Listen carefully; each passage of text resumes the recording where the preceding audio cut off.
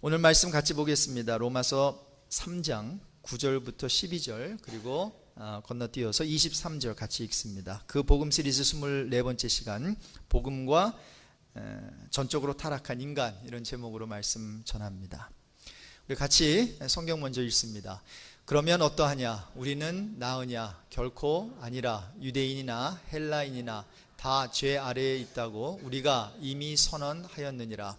기록된 바 의인은 없나니 하나도 없으며 깨닫는 자도 없고 하나님을 찾는 자도 없고 다 치우쳐 함께 무익하게 되고 선을 행하는 자는 없나니 하나도 없도다.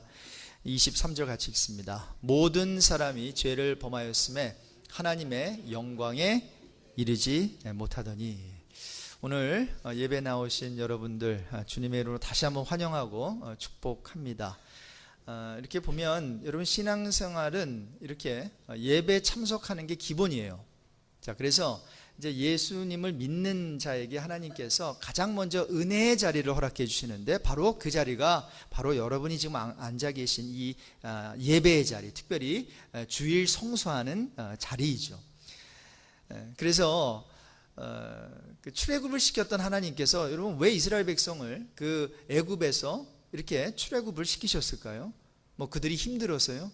그들이 어떤 노예로 생활하는 것이 참 안타깝게 보여서요? 뭐 그런 이유도 있겠죠. 그래서 성경에 보면 예배하게 하기 위해서, 이들로 하여금 이제 출애굽을 시켜서 온전히 나를 섬기게 하려고 출애굽을 시켰다고 성경은 기록하고 있거든요. 자, 그래서 여러분, 우리가 신앙생활하면서 특별히 하나님의 일꾼으로서, 교회 일꾼으로서 세움을 받은 자들은 각자 자기가 맡은 일, 뭐 목사면 목사, 장로면 장로, 권사면 권사, 안수집사는 안수집사, 각자 할 일이 있지 않습니까? 그것도 중요해요. 그러나 제일 중요한 것은 교회의 모임에 참여하는 것입니다. 참석하는 일이, 따라해 봅시다, 가장 크다. 그런 거예요. 그래서 우리가 뭐 위원회를 맡았든지 어떤 뭐 교회의 작은 어떤 팀을 맡았든지 간에 이거는 당연히 하는 거죠. 그러나 가장 큰 거는, 그리고 뭐 이렇게 독특하게 뭐 위대한 일을 하지 않아도 괜찮아요. 일단 뭐예요? 교회에서 정해놓은 모임들이 있죠. 특별히 예배, 공적 예배에 빠지지 말고 참여하시는 저와 여러분 되시기를 주님의 이름으로 축원합니다.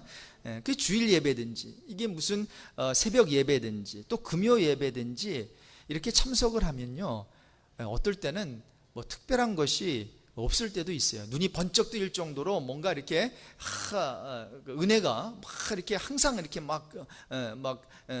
그 어떤 은혜가 막 쏟아지는 건 아니거든요. 그런데 일단 참석하는 것이 중요합니다. 그래서 히브리서 10장 25절에 보니까 이렇게 기록되어 있어요. 우리 같이 한번 읽겠습니다. 모이기를 패하는 어떤 사람들의 습관과 같이 하지 말고 오직 권하여 그날이 가까움을 볼수록 더욱 그리하죠.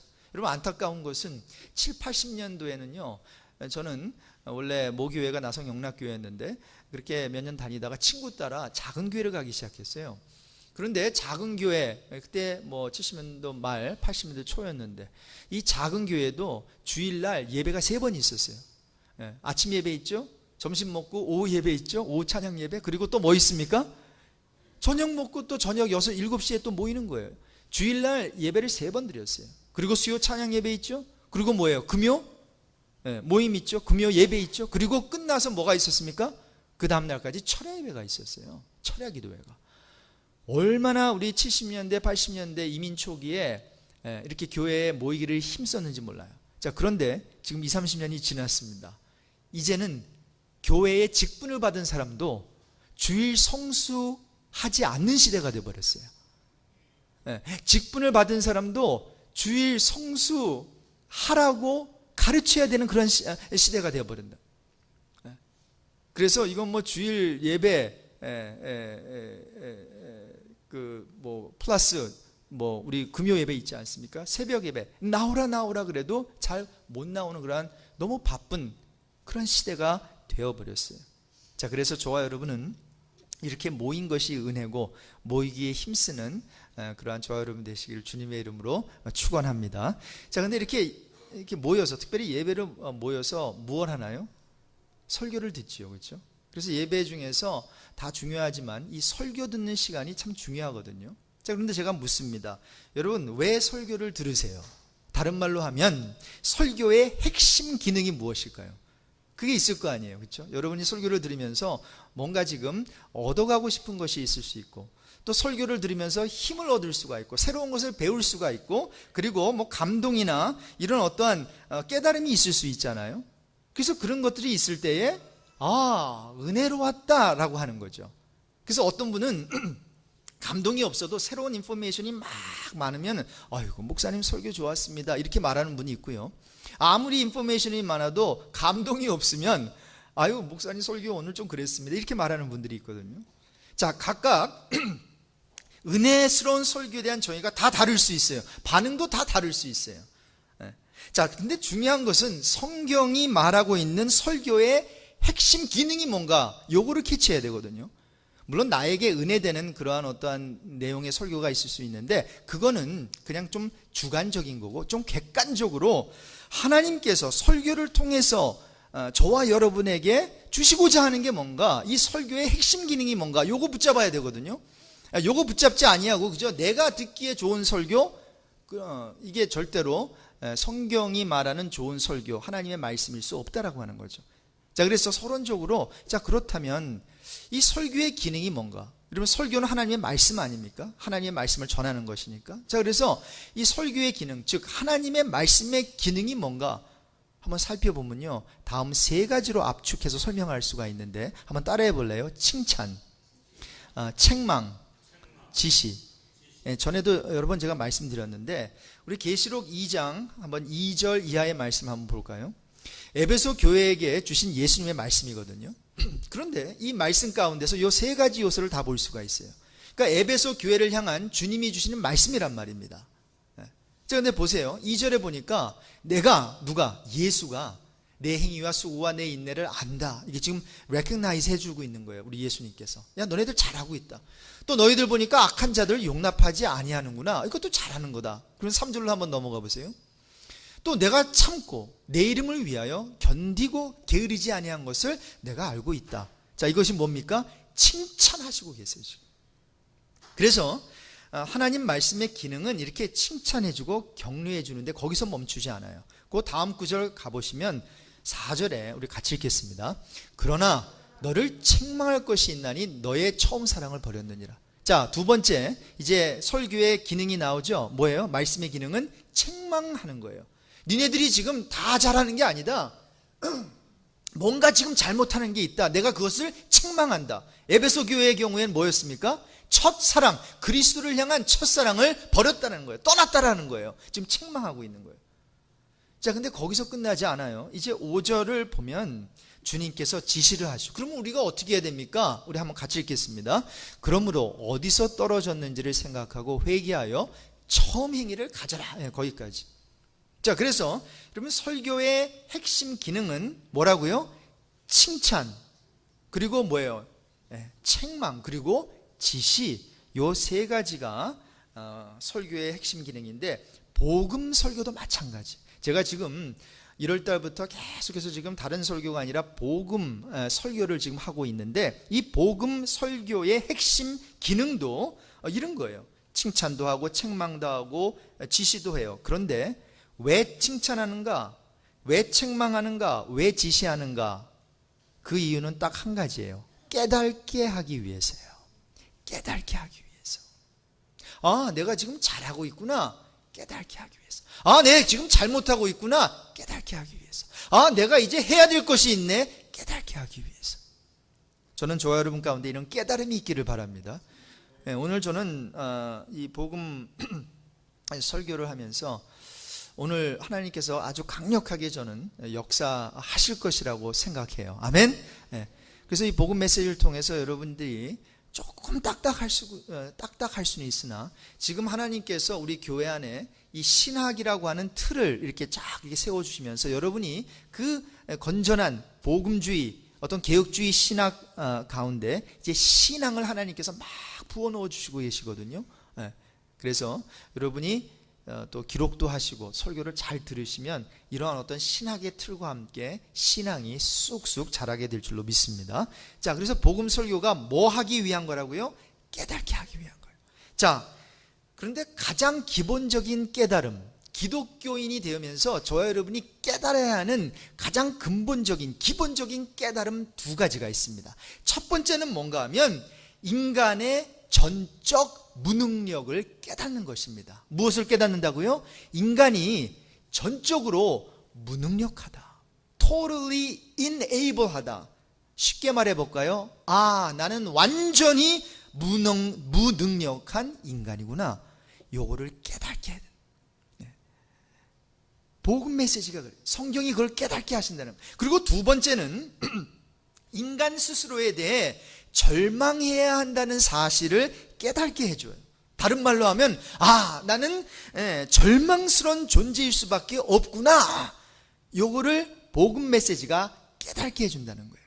자, 그래서 여러분 요 두 가지, 아, 나는 전적으로 무능력하구나, 그리고 아, 나는 정말 절망스러운 존재일 수밖에 없구나, 이러한 깨달음 없이 여러분 누구에게 전도를 했는데 예수 믿으십시오, 구원 얻으십시오, 그러면 뭐 좋은 말 같아요, 그렇죠? 그래, 예수 믿고 뭐 복 받고 구원 얻으라 그러니까, 천국 가라 그러니까 그냥 받아들인다고요. 근데 여러분 그게 진짜 받아들인 것일까요? 여러분 구원은 salvation이에요. 그걸 풀어서 설명하면 구원은 지금 구원, 그 말 그대로 구출받는 거예요. 어떤 상황에서? 위험한 상황 속에서. 여러분, 그러므로 내 자신이 지금 위험한 처참한 상황에 있다는 것을 모르는 자가 어찌 구원을 받기를 소망할 수 있겠어요? 그럴 수 없는 거예요. 예를 들면 내가 지금 물에 빠져 죽어가는 상황을 아는 사람이 뭐예요? 도와주세요, 911, 그리고 SOS를 치는 거지. 내가 지금 죽어가고 있지도 않은데, 내가 지금 뭐 괜찮게 살고 있는데 왜 구세주 예수가 필요하겠냐고요. 그 사람이 만약에 예수를 받아들였다면 성경의 예수를 받아들인 게 아니라 이제 자기는 괜찮은 삶을 살고 있는데 예수 믿으면 복 받는다고 하니까, 예수 믿으면 뭐 병도 낫는다고 하니까, 예수 믿으면 그냥 죽으면 천국 간다고 하니까 그거 뭐 그냥 인슈런스 식으로 한번 예수 믿어보지. 여러분, 이거는 예수 믿는 게 아닙니다. 자기 상상 가운데에 자기의 욕심을 따라 자기의 안위를 위해 여러분 하는 것은, 요거는 기독교 신앙이 아니라 그냥 종교입니다. 그 사람은 구원 얻지 못합니다. 왜? 아니, 자기가 그렇게 처참한 상황에 있다는 걸 알지도 못하는 자에게 왜 예수가 필요하냐고요. 예수 필요 없습니다. 지금 잘 살고 있는데, 건강한데, 자녀들 그저 뭐 그냥 구멍가게 들락날락 하듯이 막 하버드 막 들어가는데, 비즈니스는 내가 손만 대면 내 손이 마이더스 손이래 가지고 잘 되고 있는데 왜 예수를 믿겠어요? 안 믿습니다. 자, 그래서 이러한 깨달음, 복음 설교가 깨닫게 해주는 거예요. 저는 인간이 이렇게 무능력하고 이렇게 처참할 정도로, 비참할 정도로 참 악인이다라고 하는 사실을 인간의 그 역사를 보면서 조금 짚어볼 수 있는 것 같아요. 뭐 지난 20세기 지나고 이제 21세기인데 2000년의 역사 다 훑어보지 않아도 마지막 20세기, 그 100년 역사로 한번 보자고요. 여러분, 20세기가 어떻게 시작되었습니까? 어떤 낙관론을 펼친 사람이 많았습니다. 이제 인간이 똑똑하니까, 위대하니까 이제 고귀한 피조물로 더욱더 다음 넥스트 레벨로 진화될 것이야 라고 하는 어떠한 낙관론을 펼치면서 굉장히 큰 기대를 갖고 20세기가 시작이 됐어요. 그런데 여러분, 인간의 자기 혁신이 성과를 거두던가요? 인간의 시도가 효과를 발휘하던가요? 자, 그래서 20세기가 어떻게 됐단 말입니까? 그렇게 인간이 자기 혁신도 하고 열심도 부리고 노력이 있었음에도 불구하고 번번이 뭐 했나요? 실패하지 않았나요? 그리고는 뭐예요? 20세기에 일어났던 전쟁사를 보면, 아니 1억 명이라 그러죠? 1억 명 이상 서로가 서로를 때려 죽였어요. 인류의 3대 학살로 알려진 사건들이 모두 20세기에 있었어요. 캄보디아의 킬링필드도 그랬고, 유대인의 600만 학살 그 사건도 그랬고, 1915년 오스만 터키의 알메니안 그 대학살도 그렇고. 근데 이 알메니안의 대학살은 사실 모르는 사람은 너무나 몰라요. 저는 알메니안 친구가 있었는데 이들은 치를 떨어요. 근데 남의 일이기 때문에, 그리고 이것이 미디어에서 캐치가 많이 안 됐기 때문에 1915년에 있었던 그 오스만 터키의 아르메니안의 대학살은 사실 모르는 사람이 많다고요. 여기에다가 1차 대전, 2차 대전, 세계대전이 있었죠. 한국 전쟁이 있었죠. 베트남 전쟁이 있었죠. 성경 말씀처럼 인류는 저주 아래 있음을 부인할 수 없었고, 그 저주를 타락한 인간들이 스스로 자처하고 있단 말입니다. 자, 그래서 오늘은 제가 전적으로 타락한 인간, 이거에 대해서 말씀을 드리고 있는데, 제가 오늘은 서론적 내용을 먼저 다루겠어요. 그리고 제가 다음번에는 그렇다면 이 전적으로 타락했다는 게 무슨 의미인가 조금 더 구체적으로 그 본론적으로 좀 들어가서 그 내용을 다루려고 하는데, 오늘은 정말로 우리가 신앙생활하면서 이제 예수를 이제 처음 믿으면서, 아니면 예수를 계속 지금 믿고 있으면서 우리 자신에게 물어야 되는 세 가지 중요한 질문에 대한 답을 드리고자 합니다. 오늘 여러분이 설교를 잘 들으시고 여기에 대한 정확한 성경적인 답을 정립을 해두시면 신앙생활 하는데 굉장히 도움이 될 거예요. 자, 세 가지 질문을 제가 먼저 던지고 거기에 대한 성경적인 답을 좀 제시해 보도록 할게요. 첫 번째는 뭔가 하면, 죄에 대해 성경이 무엇이라고 말하는가예요. 굉장히 중요한 겁니다. 우리가 죄는 다 알고 있는데 성경이 말하는 죄가 무엇인가? 그러니까 뭐 죄라기보다도 죄에 대해서 성경이 무엇을 말하는가? 두 번째는 하나님을 찾는 자가 있는가? 그리고 마지막으로 왜 사람들은 죄를 짓는가? 자, 여기에 대해서 제가 좀 간단하게 성경을 통해서 좀 답을 찾아보기를 원합니다. 자, 첫 번째로 여러분, 죄에 대해 성경이 강조하는 것이 무엇인 줄 아십니까? 성경이 강조하는 것은, 잘 들어보세요, 죄를 짓지 말라가 아니에요. 자, 다시 한번, 이 성경은 죄를 짓지 마십시오, 착하게 사십시오라고 하는 책이 아니라는 거예요. 그러면 성경은 도대체 죄에 대해서 무엇이라고 말하고 있는가? 당신은 죄를 지은 인간입니다, 요거를 말해주는 게 성경책이에요. 여러분, 바울이 쓴 로마서에도 보면 오늘 본문에도 기록하고 있는 것처럼 로마서 3장 10절 이하의 그 내용이 다 그런 거예요. 의인은 없나니 하나도 없고요, 깨닫는 자도 없고 하나님을 찾는 자도 없고, 다 치우쳐가지고 무익하게 되고 선을 행하는 자가 없나니 얼마나 없어요? 하나도 없다는 거예요. 자, 그래서 성경은 당신은 죄를 지으면 안 돼 라고 말하는 게 아니라, 당신은 이미 죄를 지은 인간이야 라는 점을 폭로하고 있는 거예요. 이게 바로 성경입니다. 그래서 오늘 두 번째 본문인 로마서 3장 23절에도 모든 사람이 죄를 범하였음에 For all have sinned and fall short of the glory of God. 모든 사람이 죄를 범하였으며 하나님의 영광에 이르지 못했더니 라고 기록되어 있어요. 이건 무슨 말입니까? 니네들 죄 지으면 큰일 나, 이렇게 경고하는 책이 아니라, 성경은 인간은 죄를 지어서 이미 큰일 난 사람이야, 요거를 말해주고 있는 거예요. 여러분, 이미 죄를 지어서 니네들 이제 큰일 났어, 니네들 상황이 정말 비참한 상황이 되어버렸어 라고 말해주는 책은 이 세상에 이 성경책밖에 없어요. 도덕책에서 그거 찾아볼 수 없습니다. 도덕책은 착한 사람 돼야 돼, 니네들 죄 지으면 큰일 나, 죄를 짓지 마, 요거 가르쳐 주잖아요. 그러나 성경은 이미 너희들은 죄를 지었고 그리고 큰일 날 사람, 모든 사람이 죄를 지었기 때문에 하나님이 주셨던 원래 본래의 영광스러운 모습을 잃어버렸어. 니네들 그거 알아? 이걸 가르쳐 주는 게 성경이란 말입니다. 무슨 말인가 하면, 지금 우리가 나름대로 잘 살고 있다라고 하는 이 삶보다 더 영광스러운 삶이 있는데 그거를 모른다는 거예요. 그래서 개미처럼 말이죠. 여러분, 개미는 뭐만 주면 좋아합니까? 설탕만 주면 좋아하는 거예요. 설탕가루만 몇 개 뿌려주면 그거 좋다고 그냥 그거 집어가려고 다들 모이죠. 근데 여러분, 설탕보다 더 좋은 게 뭐죠? 금은보화 아니에요? 아닌가요? 인간에게 그 금은보화가 더 좋은 게 있는데, 여러분, 개미에게 금은보화 갖다 줘도 몰라요. 수준이 설탕 수준밖에 안 되기 때문에. 여러분, 저와 여러분, 그냥 인간적인 그 차원에서 금은보화 하면은 가장 좋은 거니까, 그 천국에도 금은보화로 깔렸다, 금은보화로 집이 만들어져서 이렇게 설명하고 있는 것이지, 그거보다 훨씬 더 좋은 게 있다라는 거예요. 마치 개미들에게 천국이 있다라고 설명할 때 금은보화 있다 이렇게 하면 못 알아들어요. 걔네들은 뭐라고 말해줘야 돼요? 설탕 뭐라 그럴까? 가마니로 있다? 설탕이 있다만한 그 가마니로 있다? 야, 천국에 가면 모든 집들이 설탕으로 만들어졌다?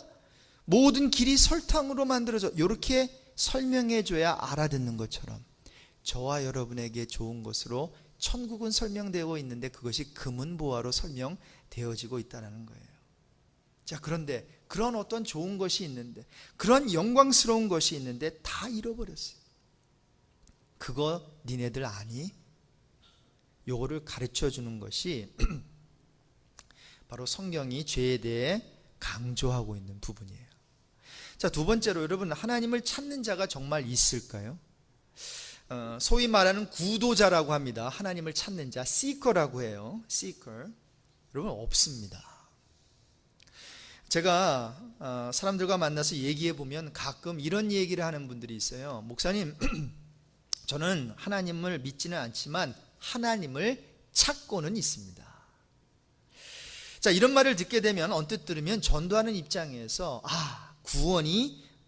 구원받을 날이 멀지 않았겠구나, 우리는 이렇게 생각을 하죠. 조금 열려져 있구나 말이죠. 하나님을 믿지는 않는데 하나님에 대한 어떤 생각이 열려져 있구나, 우리는 이렇게 생각한다고요. 근데 성경은 다르게 말합니다.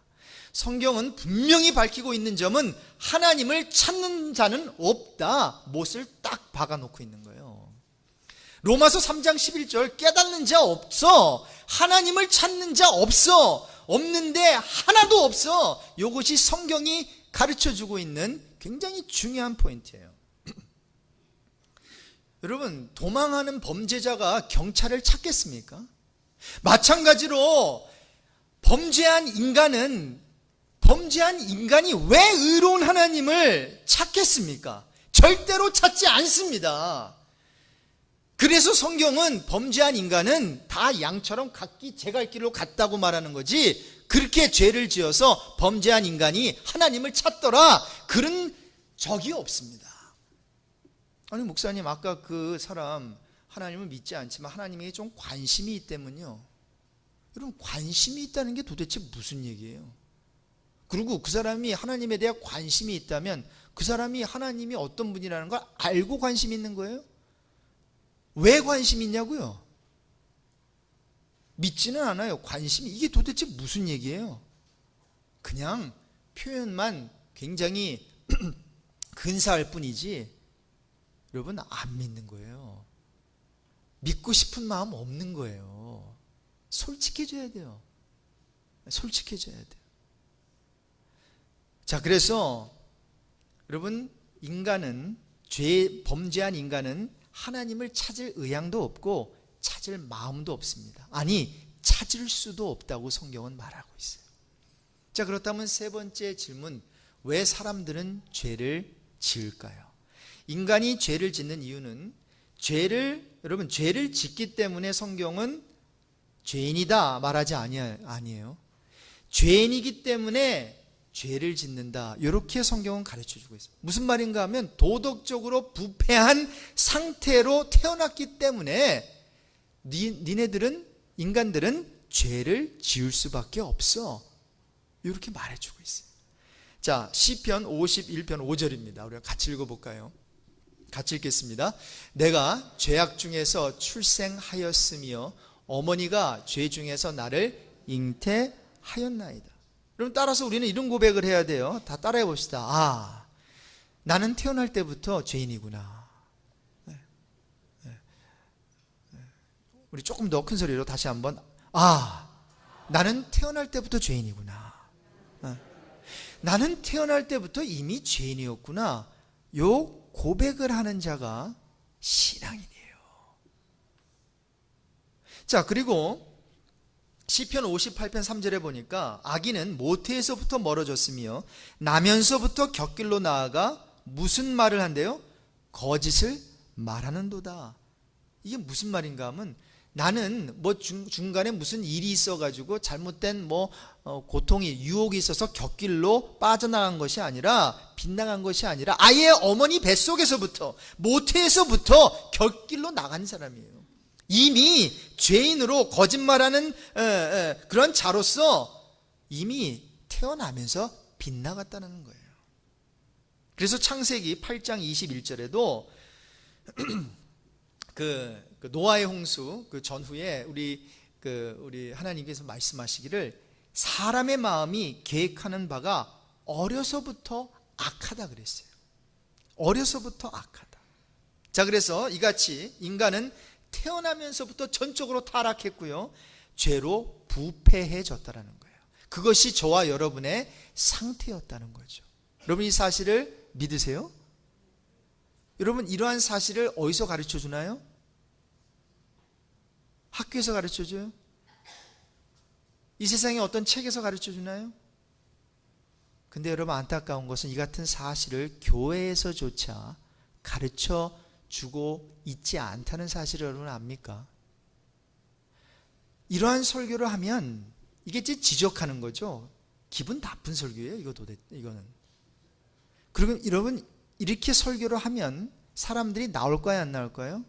안 나옵니다. 그래서 이런 설교 못해요. 저도 오늘 아침에 나오면서 항상 TV를 틀었는데, 그럼 TV에 제일 시청률이 올라가는 설교는, 이런 설교하는 목사는 TV에 못 나옵니다. 시청률 떨어져서.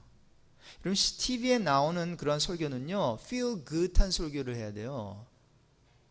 그래서 제가 그런 설교를 틀어놓거든요. 그 설교밖에 안 나오니까. 오늘 아침에도 그분이 그러더라고요. 젊은 목사인데, 여러분, 하나님께서 여러분에게 능력을 주셨습니다. 여러분은 여러분이 원하는 대로 모든 것이 될 수 있습니다. 여러분, 힘을 내십시오. 여러분에게 능력이 있습니다. 아멘이죠? 힘이 나죠? 제가 지금 한 20분 동안 설명했던 것보다 그 한마디에 여러분 힘이 나시는 것 같죠? 맞아요. 힘이 나요. 내가 힘이 나요. 내가 힘이 나요. 그래요. 이 세상 사람들은 내가 더 커지기를 원하는 거예요. 이 세상 사람들은 내가 feel good 하기를 원하는 거예요. 이 세상 사람은 내가 커지기를 원한다고요. 그러나 성경은 그 어디에서도 니네들 커져라고 하는 그런 말씀은 없습니다. 하나님, 크신 하나님 니네들 알라라고 하는 거지, 니네들이 스스로 어떤 자격을 갖춰서 큰 사람이 돼, 다윗처럼 그러한 멋들어진 사람이 돼, 아브라함처럼 그렇게 멋진 사람이 돼, 그렇게 말하고 있지 않아요. 그런 사람들이 큰 사람이 되었다면 크신 하나님을 바라봤기 때문에 그들이 온전한 신앙인이 된 거지. 그래서 여러분, 이런 기도하지 마세요. 아브라함같이 되게 해 주십시오. 모세와 같이 되게 해. 여러분, 모세도 죄인. 여러분, 진짜 그럼 모세와 같이 되면 사람 죽이면 괜찮겠어요? 그럼 그러면 여러분 자녀도 한 사람 때려 죽여야 돼요. 때려 죽여서 한번 저기 미디안 광야로 나갔다가 몇십 년 고생하다가 그래가지고 되는 거예요. 여러분, 그냥 파이널 프로덕트만 보고 다윗처럼 되게, 또 요셉처럼 되게. 여러분, 요셉 되려면요, 얘 또 저쪽으로 가야 돼요. 저쪽 아프리카로. 저 애굽으로. 형제들끼리 싸워야 돼요. 8년 장사꾼에게, 그러니까 휴먼 트래피킹이죠. 인신매매 당해가지고 8년 나가야 된다. 여러분, 그거 원하는 거예요? 아닙니다. 저와 여러분이 지금 생각하는 21세기 기독교 어떠한 그 기독교인의 상, 여러분 성경이 말하는 기독교인의 상하고는 굉장히 멀 수 있다는 거예요. 여러분 결론입니다. 오늘은 서론적으로 인간의 타락한 본성에 대한 어떤 성경의 가르침을 제가 살펴보았는데, 이런 내용이 중요한 이유가 뭘까요? 복음 전도를 옳게 이해하는 토대가 되기 때문이에요. 전도를 할 때 이것을 알고 있는 게 굉장히 중요해요. 사람은 하나님을 찾지 않는구나. 사람은 태어날 때부터 죄인이었구나. 죄인이기 때문에 죄를 짓는구나. 이것을 아는 게 굉장히 중요해요. 왜냐하면 여러분 인간이 근본적으로 선하다거나 그 안에 선한 것이 조금이라도 남아있다거나 어떤 가능성이 남아있다면 설교자는 잘 설명을 해서 인간이 그 말에 응하게 할 수 있어요. 그렇죠? 선한 게 있으니까. 근데 성경은 인간 안에 선한 것이 하나도 없고, 에베소서 2장 1절에 허물과 죄로 죽어버렸기 때문에 하나님을 인식조차도 할 수 없고 하나님을 찾지도 않는다고 하니, 그럼 무슨 그에게 하나님에 대해서 말해봤자 그가 반응을 할 수 있겠습니까? 이미 허물과 죄로 죽었는데 반응할 수 없어요. 하지만 인간이 전적으로 부패해져 타락했다면 그것이 우리의 상황이니까 인간의 마음과 생각을 열어 죄를 뉘우치고 구원의 이르는 믿음을 갖게 만들 수 있는 어떤 오직 한 요소가 있다면 그것은 뭐예요? 그렇게 하실 수 있는 분은 누구예요? 하나님이요. 하나님의 초자연적인 능력뿐이라는 결론에 우리는 도달할 수밖에 없어요. 내 노력해도 안 되는 거예요. 박성호 목사가 아무리 복음 설교해도 구원이 이루어지지 않습니다. 그것을 알아듣고 알아들으면 구원받고 알아듣지 못하면 구원 안 받는 게 아니란 말입니다. 우리는 아무리 얘기해도 알아들을 수가 없어요. 완전 타락해버렸기 때문에. 그렇다면 믿음을 갖게 만들 수 있는 요소가 뭔가? 저와 여러분을 죄인에서 의인으로 만들 수 있는 그 길이 뭔가? 딱 하나밖에 없어요. 하나님의 초자연적인 능력뿐. 요거에 이 결론에 도달해야 저와 여러분은 뭐예요? 그때 비로소 나에게는 구원받을 근거가 정말 뭐예요? 머리털 만큼도 없고 모든 근거가 100% 근거가 하나님께 있군요. 이렇게 우리가